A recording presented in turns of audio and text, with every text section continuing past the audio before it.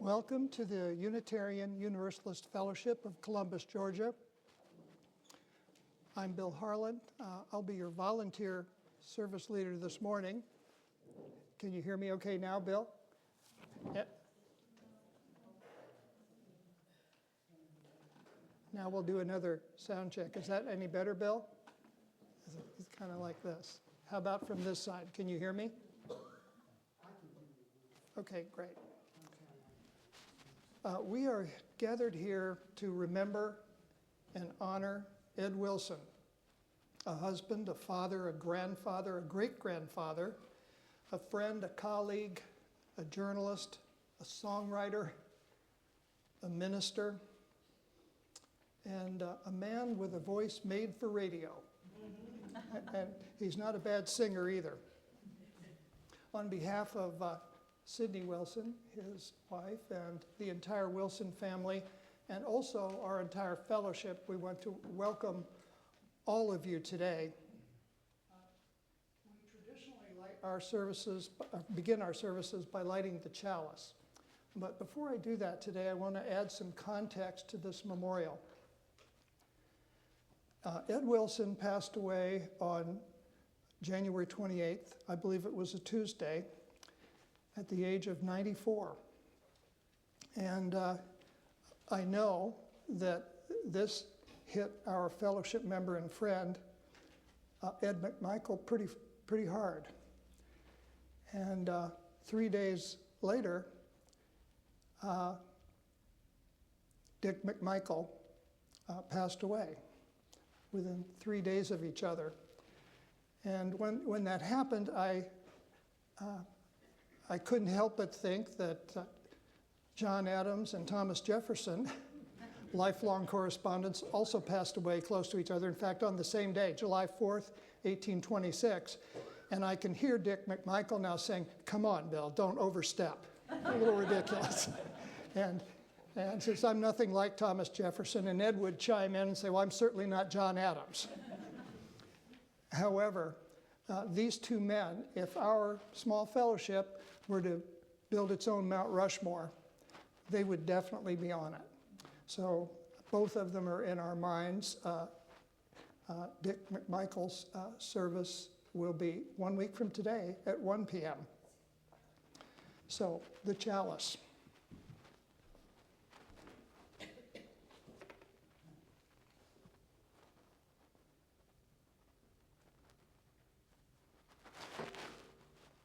The chalice speaks to us of reason, tolerance, and freedom, and also of justice, compassion, and love.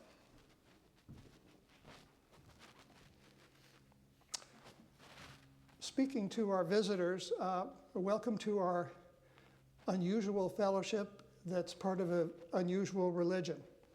We don't share a creed. That does not mean we don't have creeds. We have a lot of creeds. We have members who are Christians of many denominations. We have members who are Jews, Muslims, Hindus. We've had members who are also Wiccans and pagans and deists, humanists, and agnostics, atheists, and more. I can't remember them all. What we do share are some principles and values. They're kind of complicated, but I can make it pretty simple. Treat each other with kindness. Take care of our planet, which we share. And support each other in our own unique, responsible searches for truth and meaning. And that search for truth and meaning is something that if I had to sum up Ed Wilson in one phrase, that would be it. He was a seeker, and we had a lot of talks about that. He started out life as a Seventh-day Adventist, and ended up in Michigan, and ended up as a Unitarian Universalist in Columbus, Georgia. And that you might think that's quite a leap, but even though Ed was a staunch UU, he never lost his love and respect for his Seventh-day Adventist traditions. I'm going to call them SDAs and UUs for short. But the SDA tradition highlights human rights and religious freedom and respect for all people. And Ed loved that about SDA, and those principles are ones that he shared with UU. So his life. I've neglected to put my props on the desk, so I'll do that now.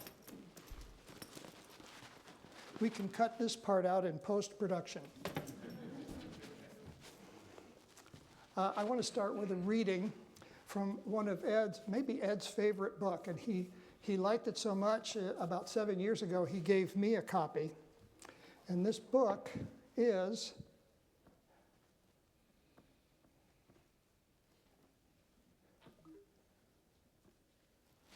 titled The Little Book of Atheist Spirituality. And when Ed told me the title, I said, wait, what?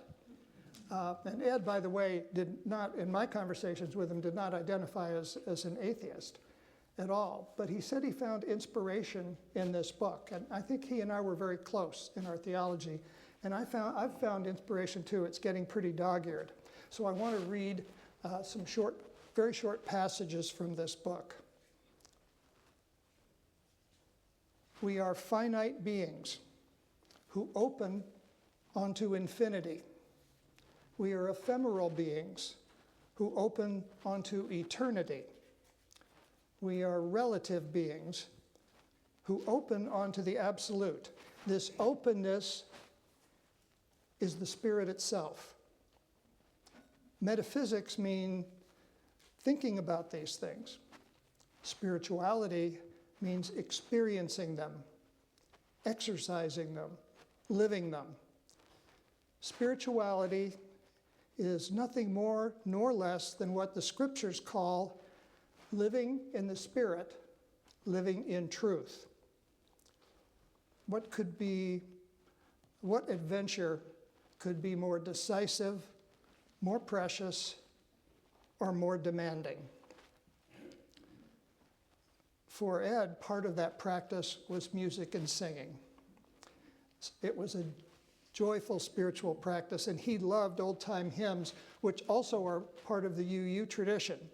So let's sing together a hymn called Abide With Me. You'll find it in your gray hymnals. It's hymn 101, and Whitaker Locke, our accompanist, and Connie Usry, our entire choir this morning, will lead us. Connie, are we singing? Which verses are we singing? All three. All three verses. Rise as you were able.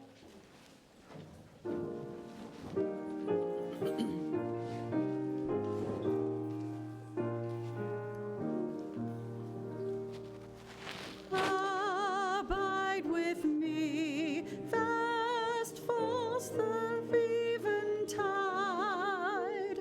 Darkness it deepens, still within abide. When other helpers fail and comforts flee, help of the helpless, oh, abide with me. Swift to its close, ebbs out life's little day. Earth's joys grow dim, its glories pass away. Change and decay in all around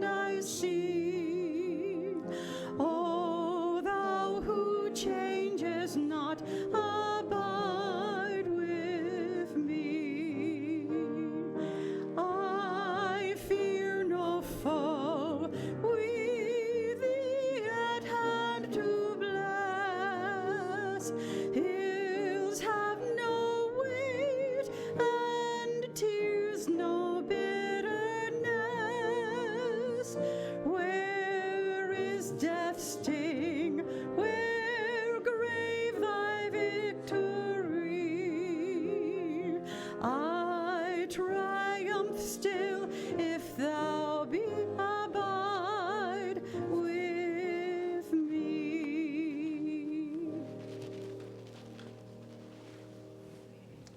Thank you. Please be seated.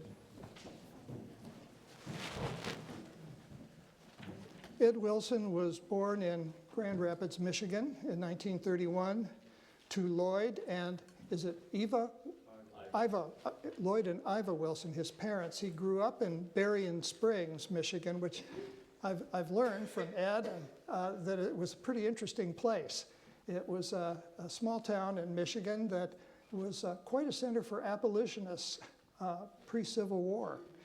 And it's also quite a center for Seventh-day Adventism. There's a Seventh-day Advent. Ed spoke of an academy and a university that he attended. I think it's Andrews University. And Ed got a degree there. He became an SDA minister, and he married June Floyd, and began a career as an SDA minister in congregations in North Dakota, South Dakota, in my hometown, Rapid City, South Dakota, and in Canada. He and his wife and their 4 kids moved to Columbus in 1967, so from the north to the deep south, and which I kind of did. And his life really changed when he got to Columbus. Despite his love of his SDA roots, he was pulling away from parts of the religion which just didn't fit for him, and he ended up resigning the ministry, and he went into a broadcast career, which was a natural. I mean, when you think of Ed Wilson, you've got to think about The Voice. Former mayor, Columbus Mayor Bobby Peters, is Mayor Peters, Judge Peters here by any chance? I didn't think he could make it. But we have to give a shout out to him because he provided some great information for the Ledger-Inquirer, who wrote a great story about Ed. But he called Ed a radio legend, and he provided a fun fact. It was about the time the national radio legend, Paul Harvey, struggled to spell a word on his nationwide show. And what Paul Harvey said was, he told his listeners, "I bet in Columbus, Georgia, Ed Wilson could spell it." How Paul Harvey knew about Ed Wilson, I don't know. We'll have to track down. We'll have to track down Bobby Peters. Ed was on the radio in WDAK and later WRCG, and he was best known for a popular a radio call-in show, which, given Ed's attention that he paid to etiquette, I'll bet is very little like the current radio political call-in shows. It was called What's Your Answer? And it was kind of a legend here in Columbus. So after his resignation from the ministry, he continued his spiritual search, and maybe not so coincidentally, he met Sydney. And Sydney was also kind of on a spiritual search herself. And they both, I think, together, correct me if I'm wrong, Sydney, they found UU together. And at that time in the 70s, it was a handful of people, 6 or less than a dozen. It was a few people, and they met in places like hotel rooms, a classroom, I think, the waiting room of a doctor's office. They kind of traveled around and gradually grew the fellowship. Sid and Ed married, is it 1975? So 50 years. About that, as the fellowship grew, and I think this might have been Sydney's idea for a title, since Ed was one of the few who was an ordained minister, I think there was one other, they named Ed adjunct minister of the fellowship. So as the fellowship grew, Ed wrote the service format that we are essentially still using today. in the 80s sometime. He was the very first official service leader, a volunteer like me. He performed weddings and he performed memorial services, and he served on the board. He was president of the board. He sang with Ed and Cindy both sang with the UU Singers before they disbanded during the pandemic. And he's served our fellowship in many, many other capacities. As a matter of fact, this pulpit I'm standing behind was a gift from Ed and Cindy. My friend John Nix, who is also a longtime member, suggested that I take John's written history of UU. It's available in PDF, and do a search. I searched for Ed Wilson, 66 citations. And well, I'll start now. Number 1. That was a joke.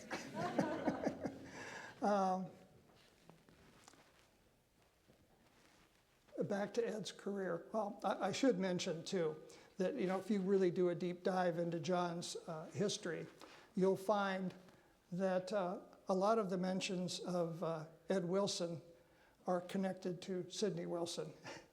And if you look really closely, you find that many of those citations are really mostly Sidney Wilson. But they have both been such integral parts of growing this fellowship from 6 people to 140 members and friends, if you count all of our regular friends. In 1994, Ed retired from broadcasting, and he went on to serve 3 mayors, including Mayor Bobby Peters and also Mayor Bob Poitashev, and as a chief of staff for 12 years. And he was involved in all kinds of community activities, including a really important one, especially during that time, the 1990s and early 2000s. It was One Columbus, which later evolved into the Mayor's Committee on Diversity or something like that. But it was about recognizing the effects of discrimination, poverty, lack of diversity, and lack of opportunity in Columbus in a pretty forthright way. And of course, Ed also, I just found this out last night, because once I start going down a rabbit hole, I can't help myself. Deep in the CSU archives, which I couldn't get to last night, there's a song, One Columbus, written by Ed Wilson. If I had found it, Whitaker would have been up late learning it, but I couldn't find it.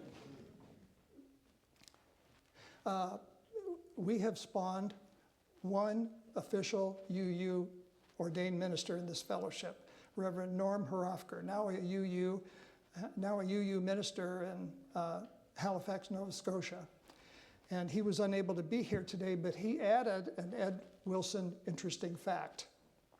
Our old fellowship hall on Double Churches Road was across the street from a liquor store.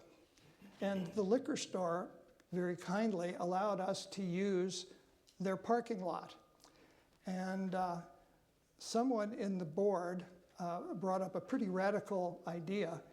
In our weekly church bulletin, we should put an advertisement for this establishment as by way of thank you.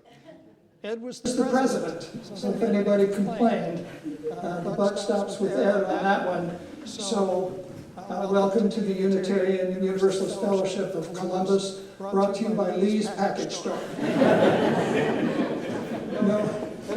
No relation to Lee. Bobby Peters, that former mayor, did make some nice remarks about Ed, and I think he summed up Ed Wilson in a single short sentence that I think it really lands for me, and I think will land for all of you. Ed's deep, kind voice and sincere compassion for all people were his best attributes. Lee was Lee is still here. Ed was preceded in death by his parents, Lloyd and Iva, and his brother, Norm Wilson, and Norm's wife, Donna Wilson, Survivors include, of course, Sydney and stepdaughter Lee McDowell, and Ed's children of June, Ernest, Paul, and Cheryl, and Kent. And Kent is here, and he wanted to say a few words. Kent, if you would step up to the... We're going to make sure that your microphone is turned on. Hello. It is. Okay. Thank you, Bill. So I just wanted to make a few remarks about Dad's character. And I think they'll mesh well, actually, now with what some of the things Bill has said. I've made some notes here, so I'm going to refer to those. The singing and the love of music and songs that Bill referred to was a huge thing in Dad's life. And only if you were in his family could you really understand how huge it was. So imagine you are a self-conscious 11-year-old in the grocery store with your dad, and he starts singing "Roll, Jordan, Roll" loudly, and asking you to sing along.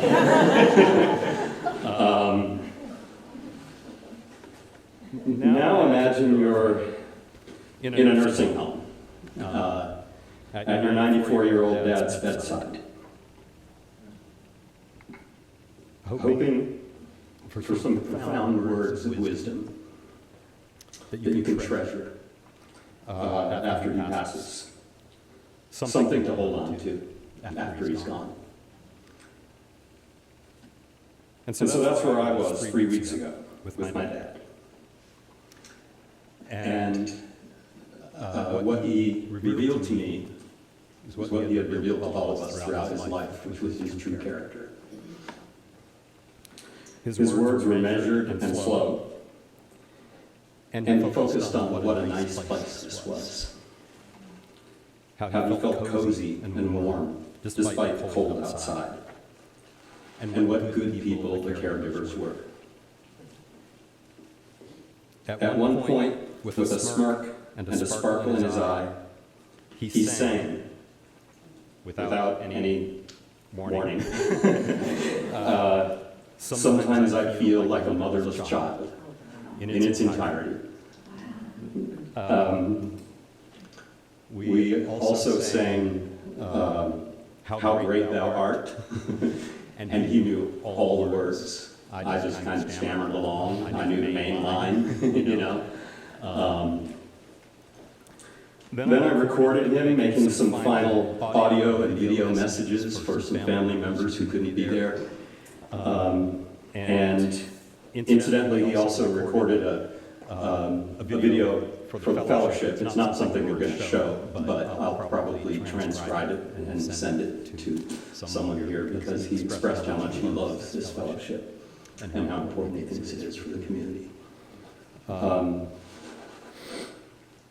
So I kept asking if there was anything he wanted or needed, but he was mostly perfectly content, happy to reminisce about the past, inquire about the well-being of friends and family, and just enjoy the present moment. In the few days I spent with him before he died, the real treasure my dad shared with me was the same thing he shared with all of us during his life, the strength of his character. And that, by the way, is something that stays with us, that we can all hold and continue on with. For Ed Wilson, the traits that people admired in his public persona were not superficial social constructions. His appreciation for the good in everything and everyone, his kindness, consideration, and gratitude, and his ever-present desire to learn and grow. As you said, he was a seeker right up to the end. Even at his bedside, I was looking things up on the internet for him, and he never lost that drive to learn and grow and to improve his character. These are genuine elements of his character, not superficial presentations for the public. So this character carried him through, whether in a public forum or lying on his deathbed. He showed us strength of character firmly rooted in the Christian values of his youth, undiminished by his exploration of atheism and other forms of spirituality. This strength of character uplifted him not only in the good times, but through life's challenges, even through suffering and death. Mind you, he scrupulously avoided speaking in terms of faith in God. But my dad's character was honed and polished in the quintessential Christian values of faith, hope, and love. So, the strength of his character is our inheritance. It's the greatest gift that he gave us. And while he never tried to teach in a pedantic way with people, everything he did, from What's Your Answer to his other calling program to the work he did with the mayors, he was always trying to help people tease out the truth and always trying to help people understand each other and get along with each other. He always told me one of the most important things you can learn in life is how to get along with people. So, my dad, our beloved Ed Wilson, he modeled those virtues, faith, hope, and love, very well in his character, and he embedded it in his life, all the way to the end. And he shared them with all of us, and I hope some of it has rubbed off on me and on all of us, so that we can continue to grow those things. One more quick thing, that's it, but one more quick thing. I asked him, of course we all know Dad loved language and loved words, and in the end he had some periods where he was without words, and his speech came back right before the end, but through it all, his actions, his comportment of himself, his character showed through no matter what, with or without the words. And so, knowing his love of language, I asked him at his bedside. Sydney had mentioned to me that how much he loved poetry. And so, while I'm sitting there for hours and hours trying to make conversation, one of the things I said was, well, Dad, we'd already sung some hymns, and we'd looked up the lyrics, and since I didn't know them. And, so I said, Dad, is there a favorite poem you have that you'd like me to look up and read for you? Because I was reading some other things, and he thought for a long time. He didn't answer. He didn't say no, but he just sat and stared, and then he said, Proverbs 25. And then he proceeded to quote it. He seemed to know it by heart. But he went straight to verse 11. A word fitly spoken is like apples of gold in pictures of silver.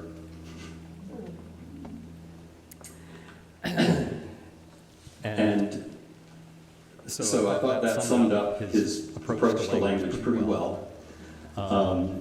He also quoted Proverbs 15, which I don't have printed out here, but at the beginning of Proverbs 15, there are some beautiful words about consolation and promoting love between people. So I encourage you to look those up. Thank you, everyone, for your love, and thank you for being here. Thank you, Kent. That was really perfect. And so,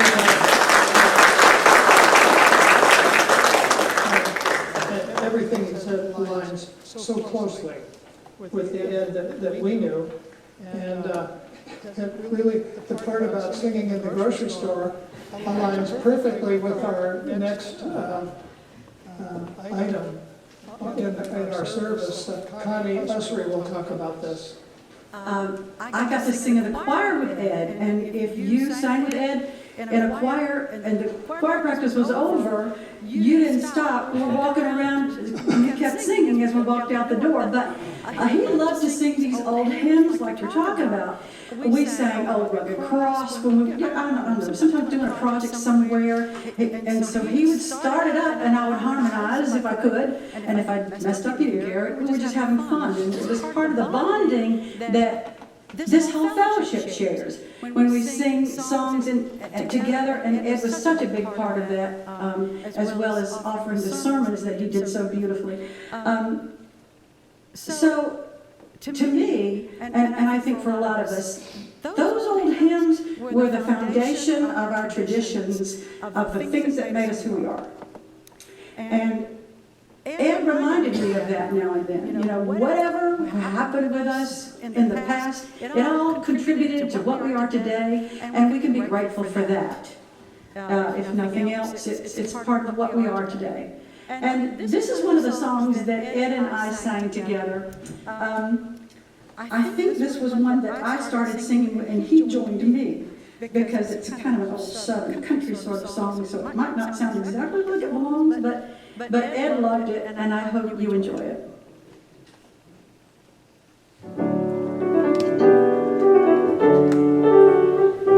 Some glad morning when this life is o'er, I'll fly away to a home on God's celestial shore. I'll fly away. I'll fly away. I'll fly away.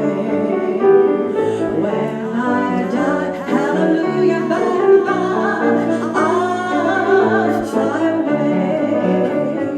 When the shadows of this life have grown, I'll fly away. Like a bird from prison bars has flown, I'll fly away. I'll fly away. I'll fly away. When I die, hallelujah, by and by, I'll fly away. Just a few more weary days, and then I'll fly away to a land where joys will never end.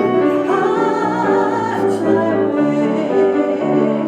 I'll fly away.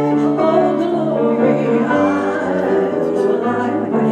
In the morning when I die, hallelujah, by and by, I'll fly away.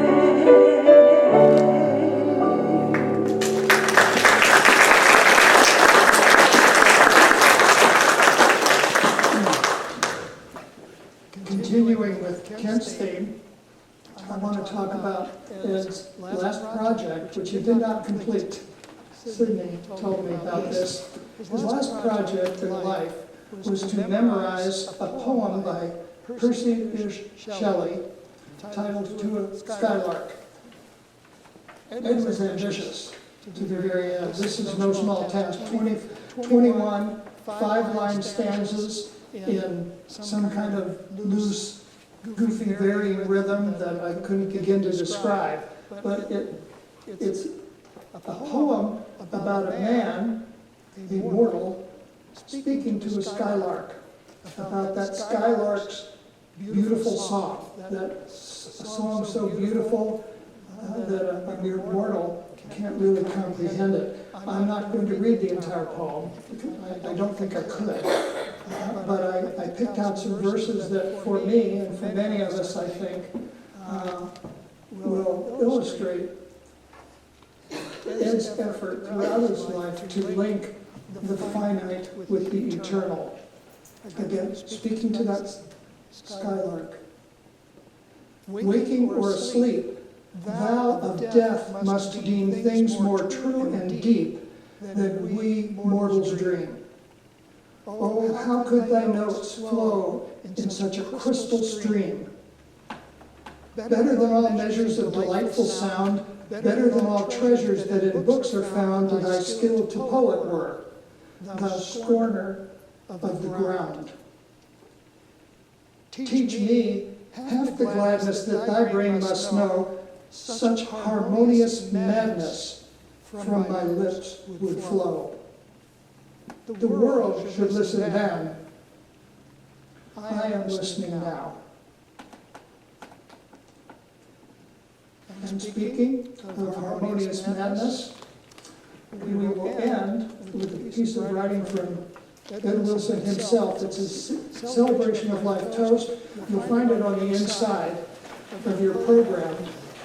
It's been an important part of our fellowship for many years. We've done this toast in many versions, and we even had the big famous UU of Columbus Schism, wine or water. I apologize, Ed, we're going to do it with water this morning. But there is no doctrinal significance to this toast. This is not our creed. It's simply a toast and a celebration to life. I'm going to read the toast, and you'll have one line, and that's the final line, and I'll read it for you just so you can hear what it sounds like. We drink this toast in celebration of life. We'll say that one all together. So I'll wait till the toast is passed out.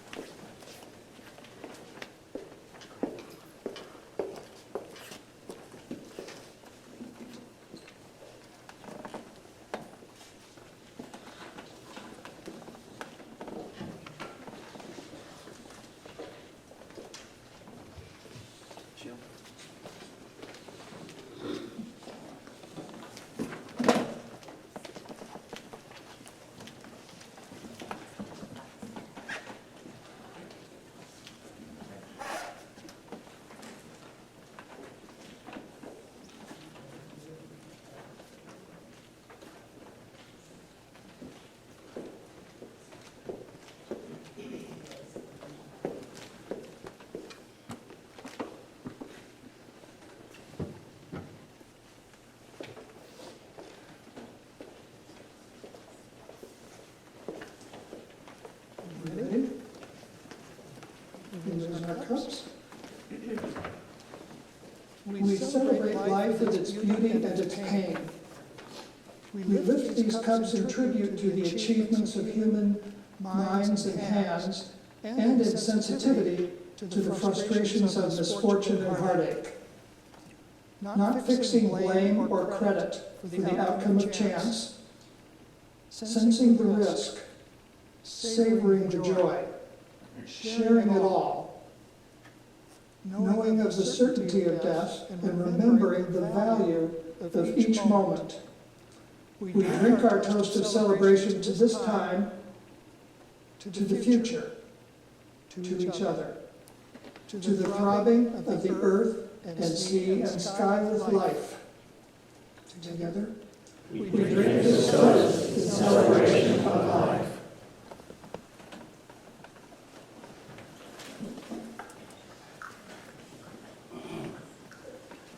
We end our services by extinguishing the chalice, and then Whitaker is going to play a medley of old hymns that Ed loved. Please remain seated while I give the family a chance to get to the back of the hall. And they can meet you briefly there. There's also, as I said, a gathering at the Speakeasy Restaurant on Macon Road. It's very informal. There's not a room reserved. It's just a place to gather with family and friends.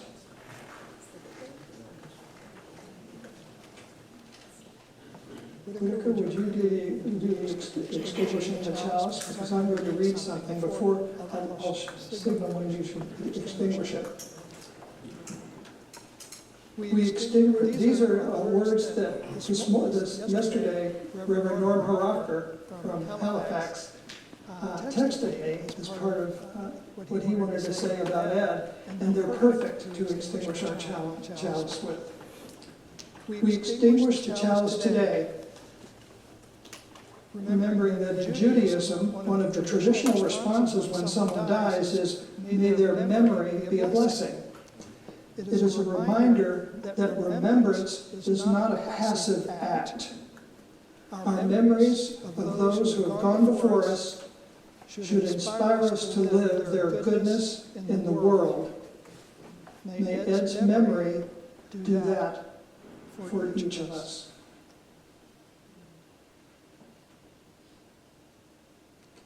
Thank you all.